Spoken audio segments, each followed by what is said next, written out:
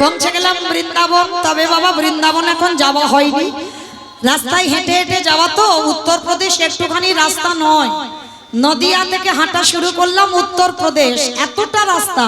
তাহলে যেতে যেতে এক জায়গায় সবাই বিশ্রাম নিলাম।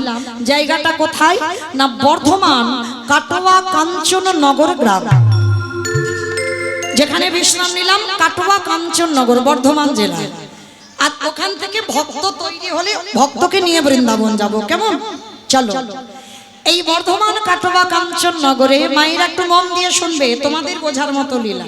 কেমন? ভক্তিমতী নারী বাস করতেন, যার নাম ছিল মায়াবতী ঘোষ, আর তার স্বামীর নাম ছিল দ্বিজ ঘোষ। আচ্ছা বলো তো মা, ভগবান কৃষ্ণ কাদের ঘরের ছেলে? ঘোষেদের ঘরের ছেলে। আর যে কীর্তনটা গাইছে কাদের ঘরের মেয়ে? গোয়ালাদের ঘরের মেয়ে। আর যাকে নিয়ে লীলাটা হবে সেও বাবা ঘোষেদের ঘরেরই ছেলে। কেমন? তো আজকের তিনজনই একত্রিত হয়ে লীলা আস্বাদন হবে, যাকে নিয়ে গাওয়া হবে, যে গাইবে, আর পরমাত্মা রূপী ভগবান। তো আজকে মায়াবতী আর দ্বিজ ঘোষ এরা ছিল বাবা প্রসাদ ভোজী। অবশ্যই আপনারা নদীয়ার মানুষ বুঝবেন প্রসাদ ভোজী। ভগবানকে প্রতিনিয়ত ভিক্ষা করে মাধুকুরি করে বাবা প্রসাদ ভোজী হলে তো হবে না। জগতে ভক্ত বড় দুর্লভ, বৈষ্ণব বড় দুর্লভ। তোমার আছে সেই বস্তু নিয়ে তুমি গোবিন্দ সেবা দিয়ে প্রসাদ পাও না, দাঁড়ে দাঁড়ে ভিক্ষা করো, নগরে নগরে ভিক্ষা করো, আর সেই ভিক্ষার বস্তু এনে রন্ধন করে আমার গোবিন্দ সেবায় লাগো। এরা ছিল এমন প্রসাদ ভোজী, যা পায় যেমন যেদিনে যেমন জোটে আমার গোবিন্দকে রন্ধন করে দেয়। তো মায়েরা আস্তে আস্তে, কথা নয় মন চঞ্চল নয়, লীলাতে দেয়। একদিন হঠাৎ মায়াবতী স্বামীর দুটো চরণ ধরে বলছে, স্বামী একটা কথা বলবো। কি কথা গো? আচ্ছা জানো, আজ আমি আছি, আমার প্রভু সেবা হয়, আমার যদি কিছু হয়ে যায় তুমি থাকবে, আমার প্রভু সেবা দেবে। কিন্তু জানো স্বামী, আমার খুব ভয় হয়, যেদিন আমি পৃথিবীতে থাকবো না সেদিন আমার প্রভুর সেবা দেবে কে? পুরুষ মানুষ তো বুঝতে পেরেছে। চুপ করো। ছি ছি ছি ছি ছি। মায়া, এতদিনের সংসার আমাদের, আর অন্য কিছু চাইতে পারলে না, তুমি আমার কাছে সন্তান কামনা করছো। মায়া, সন্তান সুখ দেয় না, সন্তান শুধু জ্বালা যন্ত্রণা অভাব ছাড়া, ওদের কাছ থেকে তুমি কিছু পাবে না। মায়াবতী বলছে তুমি বড্ড বোকা। আমি কি বললাম যে গান্ধারীর মতো তুমি আমার 100 ছেলে দাও? হরি বল, 100 ছেলে হলে নয় কাঁদতে হবে, আমি তো একটা সন্তান চেয়েছি। তার দ্বিজ ঘোষ মায়াবতীকে বলছে, মায়াবতী 100 ছেলের মার যেমন সুখ নেই, 5টা ছেলের মার যেমন সুখ নেই, একটা ছেলের মারও সুখ নেই। স্বামী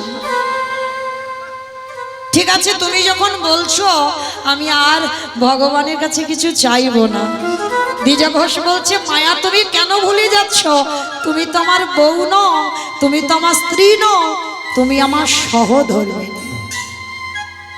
অমাইরা, এখানে আমরা যারা নারী জাতি আছি, আমি একটা নারী জাতি, যত যত নারী আছে এখানে আমরা বউ হতে পেরেছি, স্ত্রী হতে পেরেছি, কিন্তু সহধর্মিণী এখানে সবাই নয়। সহধর্মিণী তাকে বলে স্বামীর পাশে বসে যেজন কৃষ্ণ সেবায় আগিয়ে দেয়। স্বামী যদি পূজায় বসবে তো তুমি চন্দন ঘষে দাও, তুলসী পত্র চয়ন করো, পুষ্প এনে দাও, স্বামী স্ত্রী বসে কৃষ্ণ ভজন করো। কারণ একটা কথা মনে রাখতে হবে, কৃষ্ণ ভজিবার তরে সংসারী আয়ন, মিছে মায়ায় বদ্ধ হয়ে ভিক্ষ সম হইল। স্ত্রীদের চরিত্র আলাদা হয় বাবা, বউদের চরিত্র আলাদা হয়, আর সহধর্মিনীদের চরিত্র আলাদা হবে। স্বামী যদি কুপথগামী হয়, নেশাগ্রস্ত মাতাল, জুয়া খেলে, তাস খেলে, একাদশী করে না, হরি বাসরে যায় না, ভাত বাতাসরে যায় না, তুমি যদি সত্যিকারের সহধর্মিনী হও, সেই স্বামীর চরণ ধরেই তুমি সৎ পথে নিয়ে যাও। আর যে নারী স্বামীকে কৃষ্ণ ভজনে ঠেলে দিতে পারে এই জগতে, সেই হয় একমাত্র সহধর্মিনী। নিতাই গৌর প্রেমানন্দে হরি বল, হরি বল, হরি বল। তো আজকে দ্বিজ ঘোষ বলছে মায়াবতী, বেশ চলো আজকে থেকে তুমি কথা দাও, ভগবানের কাছে হাত পেতে চাইবে না। অমায়েরা তোমাদেরও বলে যায়, হাত পেতে চেও না, চাইলে কম পড়ে যায়। আর না চাইতে আমার ভগবান এত কিছু দেবে না, তুমি রাখবার জায়গা পাবে না। শুধু দেখে যাও, কেঁদে যাও, সেধে যাও, এত কিছু দেবে, তুমি জায়গা পাবে না রাখবার। স্বামী স্ত্রী দুজনে মিলে ভগবানের চরণে গেছে। মায়াবতী কাঁদে আর বলে, দয়াময় বলো না কেন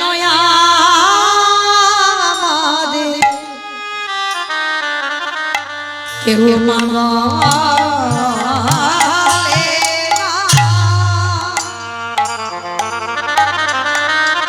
আমি কেঁদে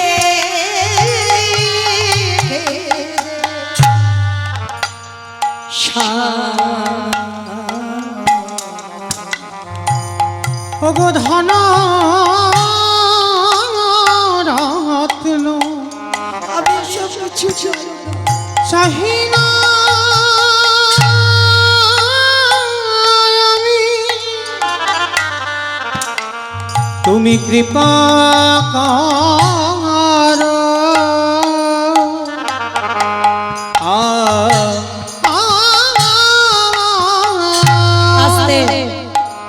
প্রত্যেক দিন মায়াবতী ভগবানের চরণে কাঁদে, আর একদিন ওই ডাক আমার ভগবানের চরণে পৌঁছে গেল। ভগবানের দৈববাণী করে বলল, মায়াবতী তোমার ভক্তি, তোমার সেবায় আমি বড় সন্তুষ্ট মায়া। তোমার কোল আলো করে আমি একটা সন্তান পাঠাবো, তবে সন্তান গর্ভে ধারণ করবার পর তোমাকে একটা পদ বেছে নিতে হবে। কি পদ? না, যদি তুমি তোমার গর্ভে সন্তানকে বাঁচিয়ে রাখতে চাও, চিরজনমের মতো তোমার স্বামীর মৃত্যু হয়ে যাবে। আর যদি তুমি তোমার স্বামীকে বাঁচাতে চাও, চিরজনমের মতো তোমার গর্ভের সন্তান গর্ভেই মারা যাবে। চিৎকার করে বলে উঠল, দয়াময় বলো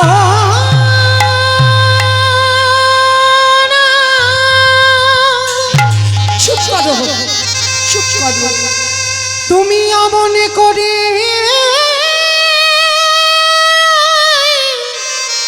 বলো না,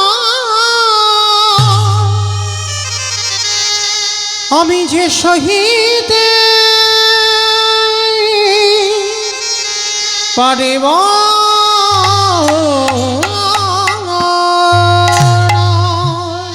যেই না বলে উঠলো সন্তান বাঁচাতে গেলে স্বামীর মৃত্যু হবে, স্বামীকে বাঁচাতে গেলে সন্তানের মৃত্যু হবে, মায়াবতী বলে বলেন, বা ঠাকুর বাহ, এ তোমার কেমন লীলা গো। সন্তানে চেয়েছিলাম আমি আমার জন্য নয়, তোমার সেবার জন্য, যে আমার অবর্তমানে তোমার মন্দিরে প্রদীপ দেবে, ওর জন্য সন্তান চাওয়া। আর সন্তান চাইলাম বলে সারা জীবনের মতো তুমি আমাকে বৈধব্য জ্বালা পাওয়াচ্ছ। হ্যাঁ, এটাই তোমার অদৃষ্টে লেখা মায়া, এটা তোমাকে ভোগ করতে হবে। তবে হ্যাঁ, দুজনের মধ্যে তুমি কাকে চাও, সন্তান না স্বামী? ও মায়েরা, খুব কঠিন এই জায়গাটা, একটা নারী জীবনে যেটা বলতে হবে ভেবে বলতে হবে, অনেক গভীরে ভেবে বলতে হবে। বলো তো দেখি, সন্তান বেশি ভালোবাসো না স্বামী বেশি ভালোবাসো? স্বামী। বেশ, এদিকটা বলল স্বামী, এদিকে স্বামী। দুজনকে এটা তো মন ডাকা কথা হলো, দুজন মানে মন ডাকা, একটু 19-20 হবে। সবাই স্বামী ছেলে, বেশ। কেউ কেউ ছেলে, কেউ কেউ বলছে দুজন, কেউ কেউ বলছে স্বামী, আবার কেউ কেউ বলতেই পারছে না। কেন জানো? হয়তো তার স্বামী বসে বসে দেখছে আমার বউ কি বলে দেখবে। সে কিন্তু তাকিয়ে আছে, আমি দেখতে পাচ্ছি না, বুঝতে পারছি না, চিনতে পারছি না। সে তাকিয়ে আছে, দেখছে আমার বউ কি বলে দেখি, যে বউ স্বামী বলবে না সন্তান বলবে। কিন্তু বাবা বাস্তবিক কথা বলছি, আমি একজন মা। এখানে যদি ভোট করা যায়, স্বামী ভালোবাসি না, আমি একবারও বলছি না হরিবাসরে, কিন্তু যে মা 10 মাস 10 দিন গর্ভের যাতনাটা পেয়েছে, কুসন্তান হয়, কুমাতা কদাপি নয়। এইটা মনে রাখতে হবে। জগৎ সংসারে অনেক অশান্তি, ঝগড়াঝাটি, ঝামেলা হয়, কিন্তু কুসন্তান হয়, কুমাতা কদাপি নয়। তাহলে মনে রেখো, এই জগৎ সংসারে বেশিরভাগ মা যদি ভোট করা যায়, অনেকে বলতে পারছো না, কিন্তু ভোটে বাবা সন্তানই উঠবে, সন্তানই বলবে। কেন? স্বামী ভালোবাসি, স্বামী যদি 19 হয়, সন্তান 20 হবে, একটু বেশি হবে। আর সন্তান প্রার্থনা করা কেন? মায়াবতী এক বাক্যে বলেছিল, গর্ভে এখন সন্তান পাইনি। আমরা তো বাবা, আমার সন্তান অনেক বড়, তার প্রতি স্নেহ মায়া মমতা আছে, কিন্তু মায়াবতী এখনো পাইনি, পাবে। তার আগে বলে দিল আমার স্বামী চাই না, আমার সন্তান চাই। কেন? কারণ মায়াবতী সন্তান চেয়েছে একটা কারণে, নিজের জন্য নয়, আমার গোবিন্দ সেবার জন্য। তাহলে হিসেব করে বেশিরভাগ মা বলবে, আমার বর্তমানে এমন একটা পুত্র দাও যে যেন তোমার সেবার কাজে লাগতে পারে। মায়াবতী এক বাক্যে বলেছিল আমার সন্তানকে বাঁচাও, সঙ্গে সঙ্গে ভগবান দৈববাণী করে বলল, কথা দিলাম মায়া, তবে তোমার গর্ভ যতদিন তুমি লুকাবে ততদিন তোমার স্বামী জীবিত থাকবে, আর যেদিন তোমার গর্ভ প্রকাশ সেদিনই তোমার স্বামীর মৃত্যু হবে। বলো মা, এত বড় একদিকে সুখ একদিকে দুঃখ, কারণ যতদিন গর্ভটা লুকানো থাকবে ততদিন স্বামী জীবিত, আর যেদিন প্রকাশ পাবে সেদিন স্বামীর মৃত্যু। স্বামী যদি জানতে পারে, কিন্তু গর্ভবতী মা কতদিন লুকাবে? ও তো লুকাবার জিনিস নয়। 1 মাস 2 মাস 3 মাস 4 মাস, জোর 5 মাস। হঠাৎ একদিন দুপুর বেলা দ্বিজভোজ শেষে বলল মায়াবতী, ও মায়াবতী, আজ তো আমাদের আনন্দের কথা গো। হ্যাঁ গো, একবারও আমার বলার প্রয়োজন মনে করলে না? তুমি নারী জাতি, তুমি বলতে পারো, কিন্তু আমি যে পুরুষ, আমি কোনোদিন কারোর কাছে কিছু বলতে পারি না। তুমি যেমন মা ডাক শুনতে চেয়েছো, কেউ তো আমায় বাবা বলে ডাকুক, আমি চাই, কিন্তু বলতে পারি না কোনোদিন। হ্যাঁ গো, আর আমাদের দুঃখ নয়, আর আমাদের কষ্ট নয়, এবার শুধু আমাদের আনন্দ। হরি বল। দ্বিজ ঘোষ বলছে, মায়াবতী ডুগরে ডুগরে কাঁদছে। হ্যাঁ গো মায়া, কাঁদছো কেন তুমি? স্বামী, আমি এমনি এমনি কাঁদছি না, আমার এই কপালে লেখা আছে, আজকে তুমি তোমার এই সন্তানের কথা জেনে গেলে মানে আজই দৈব দুর্ঘটনায় তোমার মৃত্যু হয়ে যাবে। কথাটা বলা শেষ, অজানা জ্বর এসে দ্বিজ ঘোষের শরীরে প্রবেশ। হঠাৎ বুকের যন্ত্রণা, এত বুকের যন্ত্রণা, এত অসহ্য যন্ত্রণা, আর সহ্য করতে পারছে না, চিৎকার করে বলছে মায়াবতী, মায়াবতী আমার কাছে এসো মায়াবতী, আর মনে হয় আমি বাঁচবো না, বড় জ্বালা, বড় যন্ত্রণা, বড় কষ্ট, বড় ব্যথা বেদনা। মায়া কথা দাও, যে সন্তান তোমার গর্ভে আছে আমার মৃত্যুর পর এই সমাজ তোমাকে বলবে তুমি দ্বিচারিণী, এই সমাজ তোমাকে বলবে কলঙ্কিনী। কথা দাও আমার মৃত্যুর পর যে সন্তান তোমার গর্ভে আছে আমি তো জেনে যাচ্ছি ও আমারই সন্তান। কথা দাও আমার মৃত্যুর পর ও ভূমিষ্ঠ হবার পর ওকে করবে তুমি কৃষ্ণ ভক্ত। কথাটা বলে দ্বিজ ঘোষের মৃত্যু হয়ে গেল। ও মায়েরা, ওই যে বললাম সন্তান ভালোবাসি বলে এই নয় যে স্বামী ভালোবাসে। যতদিন মাথাতে ছাতা থাকে ততদিন বাবা কোনো চিন্তা থাকে না, কোনো ভাবনাও থাকে না। আর যেদিন তোমার মাথা থেকে ছাতাটা সরে যাবে ভালোবাসবে কিন্তু তোমার চারপাশটা অন্ধকার নেমে আসবে।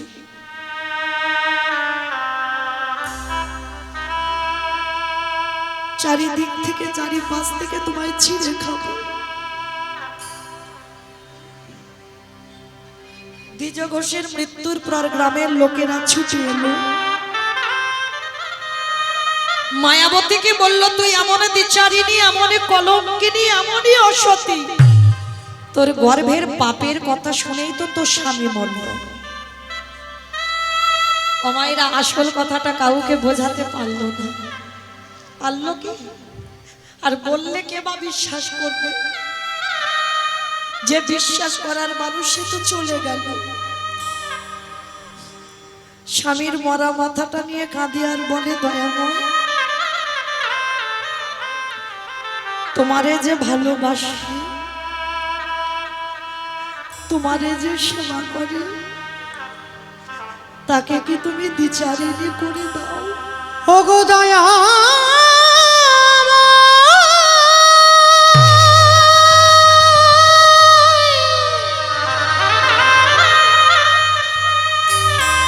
প্রভু যে তোমায় ভালো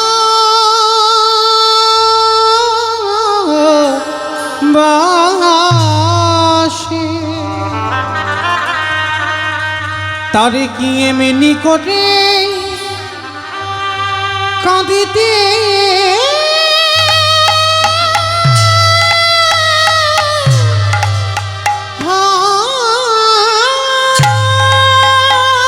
চাইনি তোমার কাছে আমি এমন আমি কেন কেড়ে নিলে তুমি আমার কাছ থেকে সুখের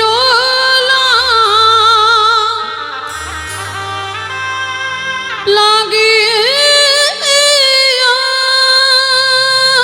ফিরিয়ে দাও।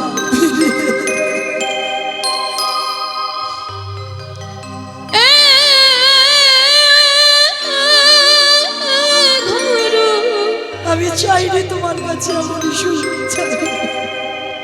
বাঁধি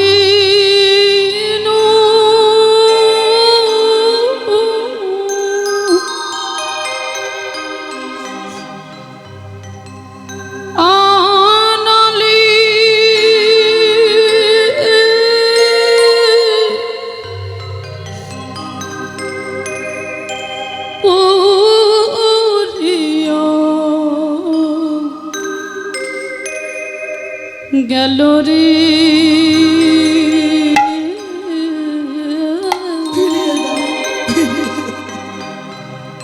অনলি উড়িয়া গেল।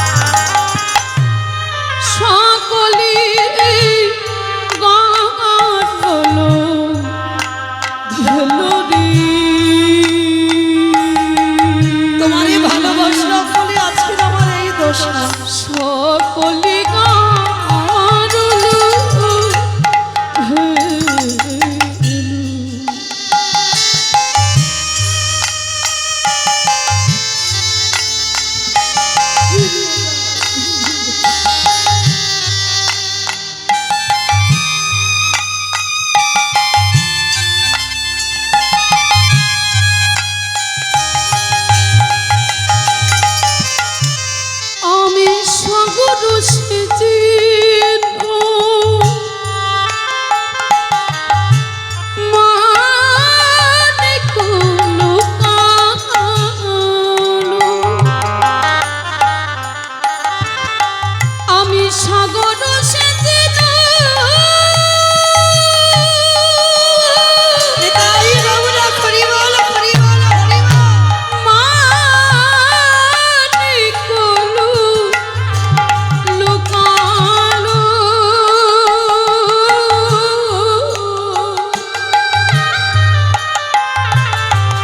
এই অভাগিনী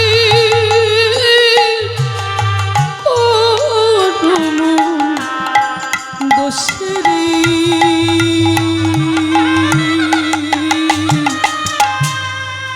অভাগিনীর কারণ দোষে সুখের লাগিয়া অবিধিরে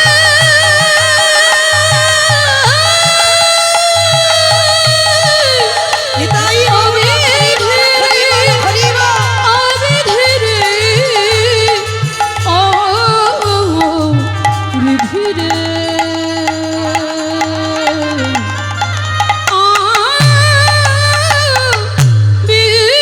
অবিধিরে নয়নের জলে আমার জনম দুঃখে মা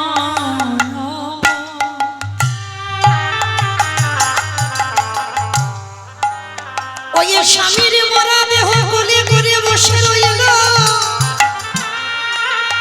আর গ্রামের লোকজন এসে সবাই বলল দ্বিচারিণী কলঙ্কিনী অসতী। মায়াবতী কাঁদিয়ানে বলে হে দয়াময়, তোমারে ভালোবাসলে যদি দ্বিচারিণী হতে হয় তাহলে কোনোদিন আমি তোমায় ভালোবাসতাম না।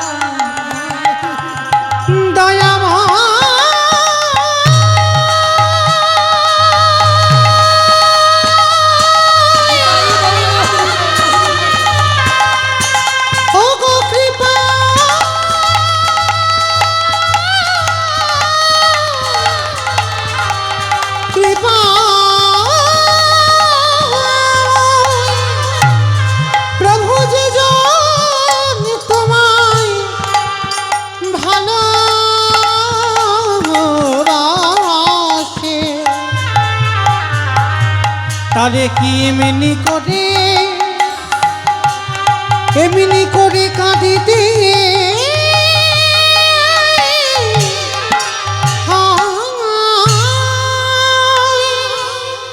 স্বামীর দাহ কাজ সম্পূর্ণ করে গর্ভবতী মা যার বাড়িতে দুটো খাবার জন্য যায় সে দূর দূর করে তাড়িয়ে দেয়। সবাই মিলে বলে উঠল সকাল হলে যেন তোর মুখ না দেখতে পাই, গ্রাম থেকে বেরিয়ে যাবি, কারণ তোর মতো নারীর মুখ দেখলে আমাদের সকাল সকাল যাত্রা অশুভ হবে। কেউ গ্রামে আশ্রয় দিল না, তবে বাবা সবাই তো আর খারাপ হয় না।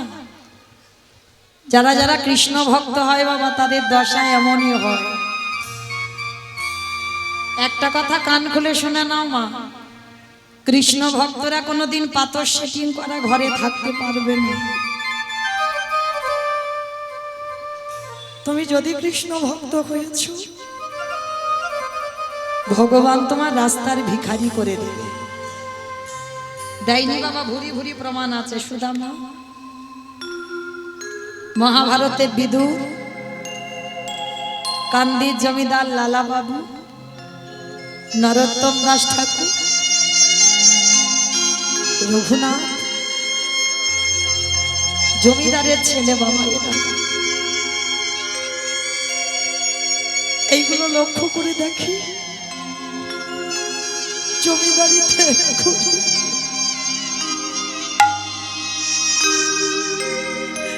কৃষ্ণ পাওয়ার লালসা সব কিছু ত্যাগ করে কৃষ্ণ পাওয়ার জন্য ছুটে গেল। তাই কতটুকু বড়লোক কতটুকু ধনী আপনারা আমরা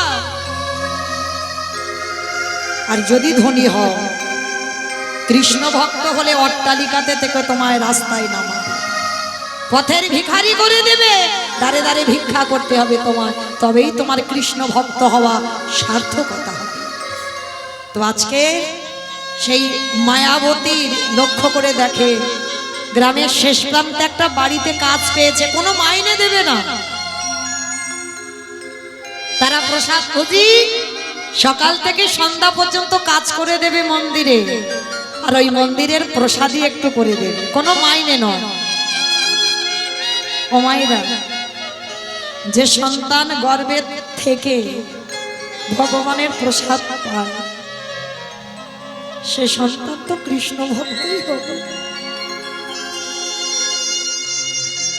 রাখে হরি মারে কে, আর মারে হরি রাখে কে? ভগবান যদি মনে করে রাখবে, কারোর ক্ষমতা আছে নেবে? ওই লোকের বাড়ি কাজ করতে করতে বাবা 10 মাস 10 দিন মায়ের কোল আলো করে, 10 মাস 10 দিন পর একটা ছোট্ট ফুটফুটে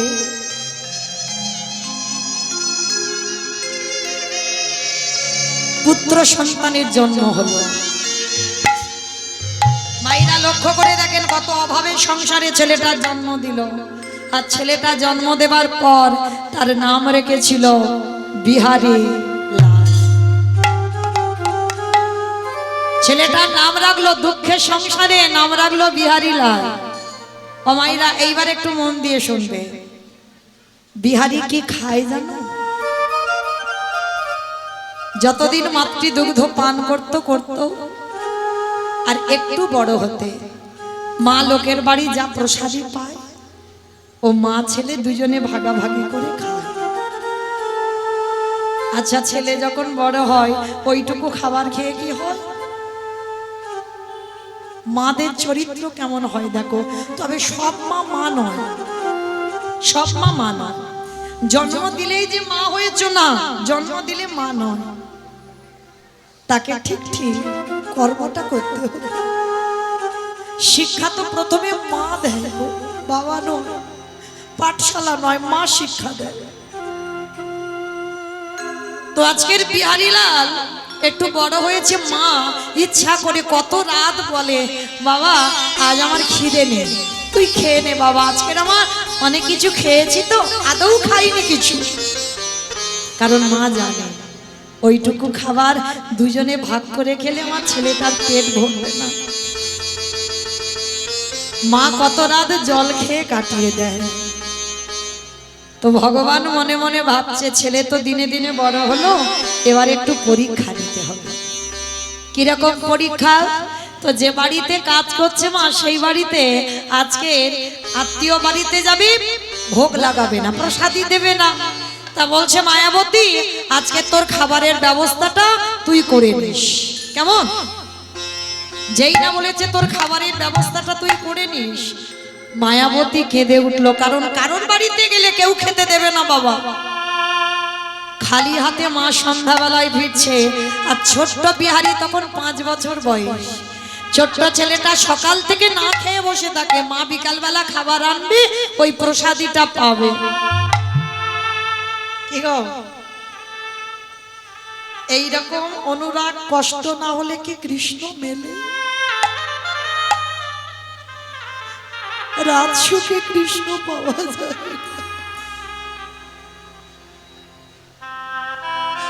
সকাল থেকে কিছু খায় না, মা আজকের শূন্য হাতে এসেছে। ছোট্ট বিহারী ছুটতে ছুটতে গিয়ে মার কোমরটা জড়িয়ে ধরেছে। মা, ও মা, মা কি খাবার এনেছে দাও না মা, বড্ড খিদে পেয়েছে। ও মামা, তুমি অমন করে বদনটা মলিন করে আছো কেন? দাও না মা, কি খাবার এনেছো? মা বলছে, খোকা আজকের একটা কাজ করব, যে বাড়িতে কাজ করি না, আজকের আত্মীয় বাড়িতে গেছে, কিছু দেয়নি বাবা, আমি কিছু পাইনি। একটা কাজ কর না বাবা, আজকের দিনটা একটু জল খেয়ে কাটিয়ে দে না বাবা। ও মা, সকাল থেকে তো আমি জল খেয়ে আছি, আমি কত জল খাবো বলো, আমার যে বড্ড খিদে পেয়েছে, আমার যে উদরটা জ্বলছে, আমায় কিছু খেতে দাও। বলুন বাবা, কোনো মা যদি সন্তানের মুখে দুটো খাবার দিতে না পারে সে মায়ের কি গতি হয়? মা মনে মনে ভাবছে আমি বেঁচে আছি বলে আমার ছেলেটার এত কষ্ট, আর যদি আমি মরে যাই তাহলে ওকে অনাথ মনে করে, ওর বাবা নেই, অনাথ মনে করে গ্রামের লোকজন খেতে দেবে। তাই মা মনস্থির করলো এ দেহ আমি রাখবো না, ওই গঙ্গার জলে আমি আত্মহত্যা করব, আর করে দিলে কালকে আমার ছেলে পেট ভর্তি করে খেতে। ও মা, তুমি কাঁদছো কেন? কি হয়েছে মা গো? খিদে পেয়েছে, দাও না। খোকা, এই খোকা শোন না বাবা, কোন রকমে রাতটা কাটিয়ে দে, দেখবি সকাল হলে এত কিছু খাবার পাবি যে তোর উদর ভর্তি হয়ে যাবে। যা বাবা যা, আজকে একটা কাজ কর। যেই না বাবা আজকের জগতে সংসারে মায়াবতী মা নয়নের জলে ভক্ষ যুগল ভাসিয়ে ছেলেটাকে কোলের কাছে নিয়েছে। আর দেখবেন মা, এখানে যারা মা হয়েছে সন্তান কোনোদিন বড় হয় না মায়ের কাছে। সে যত বড় চাকরি করুক, যত বড় হোক, সন্তান কোনোদিন বড় হয় না, বাবা মার কাছে ছোট্টটি থাকে। আর দেখবেন সন্তান যত বড় হয়ে যায়, বাবা মা যদি বাইরে থাকে, ছেলে মেয়েদের মনে আশা হয় যে বাবা মা কিছু আনো, যদি তুমি গিয়ে একটু লজেন্স দাও তাতেও খুশি। তো ছেলেটাকে কোলের কাছে নিয়ে মামার মাথায়তে হাত বুলিয়ে দিল, আর ওই ক্ষুধার্ত ছেলে মায়ের আদর স্নেহ পেয়ে মায়ের কোলের কাছে ঘুমিয়ে পড়েছে। আর যেই না ঘুমিয়ে পড়েছে, মায়াবতী মনে মনে ভাবলো দয়াময়, আমার বিহারীকে তোমার চরণে রেখে যাচ্ছি, তুমি দেখো আমার ছেলেটার অন্তিম সময়ে যেন কৃষ্ণ কৃপা হয়। ওরে বিহারী,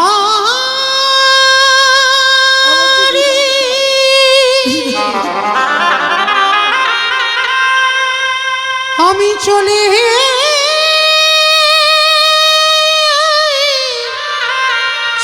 যাই,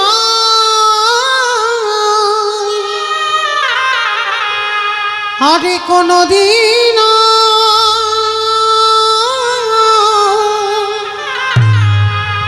ফিরে আসব না রে। দয়াময়, রইল আমার ছেলেটা, তোমার চরণে ওকে দিয়ে যাচ্ছি, ওকে তোমার চরণের দাস করব। আর আমি তোমার কাছে কিছু চাই না, আমাকে বিদায় দাও, বিদায় দাও। পাগলিনীর মতো মা কাঁদছে, আর কাঁদতে কাঁদতে ভগবানের চরণের ধুলাটা নিয়ে ছেলেটাকে চরণে রেখে বলছে, প্রভু আমি আসি। আমার জীবন নদীর আসি প্রভু, নাইয়া, তুমি তো আমার সর্বস্ব, আমার ভাবের খেলা সঙ্গ হলে গো,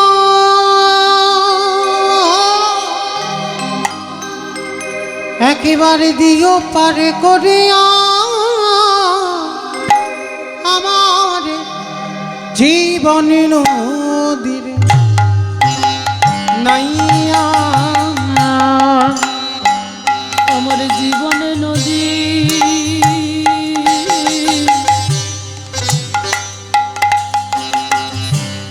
নাইয়া,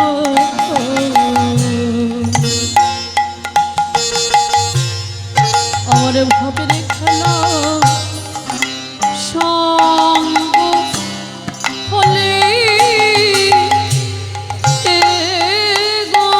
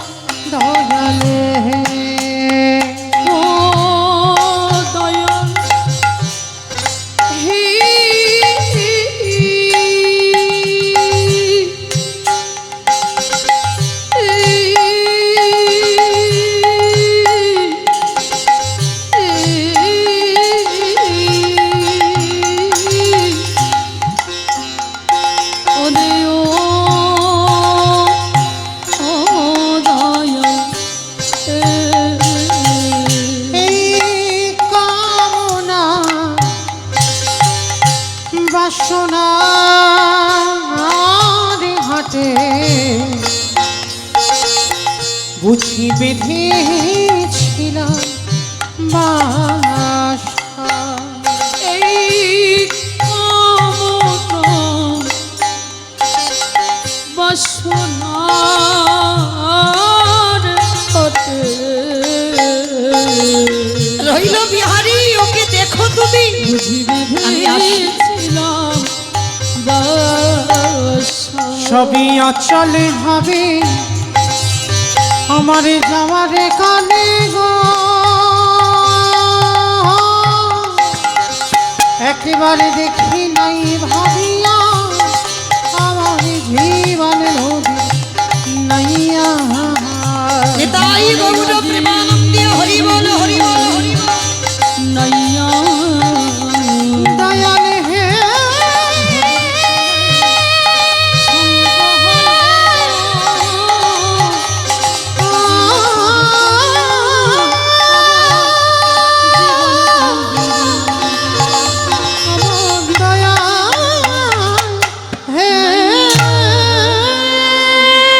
সবে মা একটা পা তুলেছে, ছোট্ট বিহারি পেছন থেকে মার আঁচলটা টেনে ধরে বলল, মা। চমকে উঠেছে। কোথায় চলে যাচ্ছ তুমি? আমাকে ফেলে রেখে কোথায় চলে যাচ্ছ?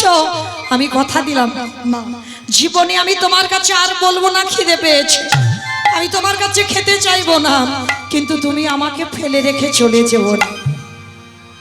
মায়ের আর যাওয়া হলো না। ছেলেটাকে বুকে নিয়ে বলছে, খোকা, নতুন করে বাঁচতে গেলে তোকে নিয়েই বাঁচবো, আর মরতে গেলে তোকে নিয়েইও মরবো। ও মামা, ছোট্ট বিহারি ছোট্ট তো আধো আধো করে কথা বলে। ও মামা, একটা কথা বলবো। কি কথা রে? ও মা, আমার কৃষ্ণ কি পারে না আমাদের একটু বড় লোক করে দিতে? চুপ কর, চুপ কর, খবরদার, জীবনে বড় লোক হতে চাস না বাবা। বড় লোক হলেই কৃষ্ণ ভুলে যা। যত গরিব থাকবি, যত কাঙাল থাকবি, যত ভিখারি থাকবি, তত আমার কৃষ্ণকে ভালোবাসি।